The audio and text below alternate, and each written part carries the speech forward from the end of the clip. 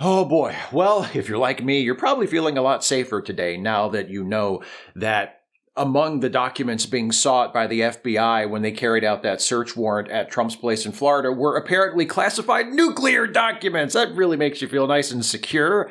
Of course, there hasn't been an official confirmation that that was part of what the FBI was looking for. We had a Washington Post report come out yesterday which said that one of the things or some of the things they were searching for at Trump's place were related to classified nuclear information. But even though there hasn't been any official confirmation, I think we're on pretty safe ground as far as that goes. We can assume that that's part of what Trump had that they were after. After all, the Washington Post is a fairly reputable newspaper with a good reputation for investigative journalism, and it's pretty doubtful that they would just run a story unless they really did trust the source. I mean, it's possible that it could turn out to be false, but the Washington Post probably wouldn't have run the story if they suspected there was a good chance it was false. However, I don't think we need to even place our trust in the professionalism and journalistic standards of the Washington Post. I feel like we can safely conclude that Trump had some nuclear-related documents based on what Trump himself has said about it in the last couple of days. For instance, here's something that he said on Truth Social. What happened to the 30 million pages of documents taken from the White House to Chicago by Barack Hussein Obama? He refused to give them back. What is going on? This act was strongly at odds with NARA, that's the National Archives Records Act. Will they be breaking into Obama's, quote, mansion, unquote, in Martha's Vineyard? So a little confusion there. Martha's Vineyard is not actually in Chicago. So if Obama is illegally keeping records and he took them to Chicago, then why would they be searching Martha's Vineyard? Also, I love how he puts Obama's mansion in quotes because the petty little prick can't even let it go at this point. He's under investigation by the FBI for illegally taking classified information.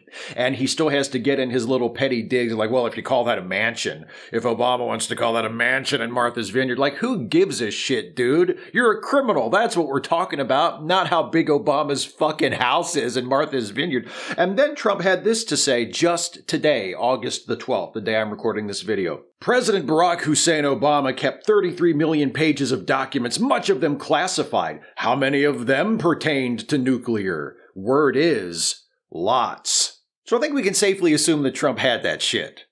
Because he's not denying it. He's doing what he always does when he is caught with his hand in the Big Mac jar, which is something I presume exists in his personal quarters at Mar-a-Lago. He is deflecting and he is doing whataboutism. He's saying, well, sure, maybe I did it, but what about the time that the other guy did it? So he's basically admitting that, yeah, I took some nuclear documents, but what about the nuclear documents that I'm assuming Barack Obama took? And what about those 33 million pages of documents? Well, you know what? What about those? Because it turns out we do know what happened to them. We actually know exactly where they are. There is an article from Business Insider that I read today that explains it all pretty clearly. First of all, it is true. Trump isn't just completely making something up for once. There are 33 or 30 something million pages of official documents that were relocated from Washington, D.C. to Chicago after Obama left office. So he's telling the truth as far as that goes. But of course, as usual, who are we kidding? As always, Trump leaves out some really important information and gets it wrong, either because he's a liar or because he just plainly doesn't understand because he's a deeply ignorant person. But here's how Business Insider explains it. Tens of thousands of Obama's documents were transported to Chicago, but these items were shipped to a federal government facility, which is what's supposed to happen with a president's records. Federal law requires that presidents and their administrations keep a detailed collection of emails, documents, and even gifts from their time in office, since all of those things are actually the property of the American people.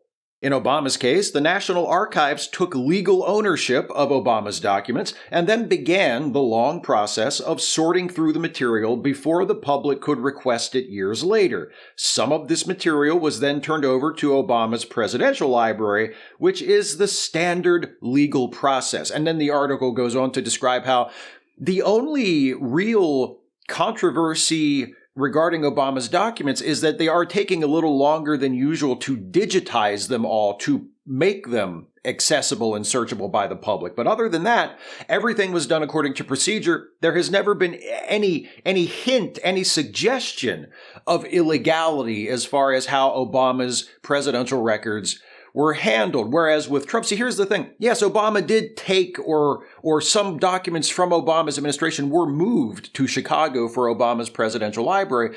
That was done through official channels, through the legal procedure for such a thing that has been established. No laws were broken. Obama did not sneak out of the White House with a bunch of boxes of documents he was not supposed to have.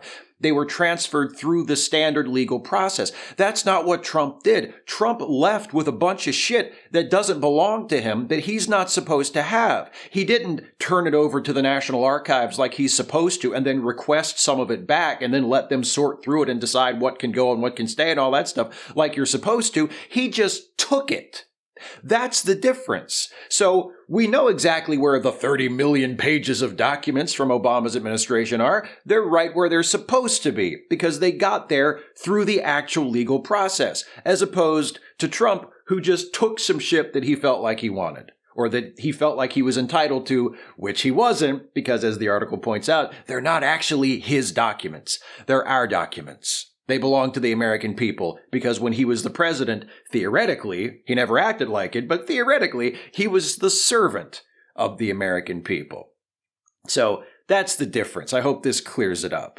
That, yeah, Obama did keep a bunch of documents, but he was allowed to keep them because he asked for them through the National Archives, unlike Trump, who just took some shit. And by the way, the National Archives knew that he took the shit, and the reason the FBI had to go to his house to look for it is because the National Archives has been asking for him to give the missing documents back since he left the White House, and he never gave them all back. He gave some of them back a few months ago, but he didn't give them all back. So finally, the National Archives apparently got sick of waiting and called the FBI and said, hey, could you get a judge to sign off on a search warrant and go down there and get those fucking documents that this asshole stole from us when he left the White House? You don't like getting your fingers smacked when they catch you with your hand in the Big Mac jar, Trump? Then don't put it in there in the first place.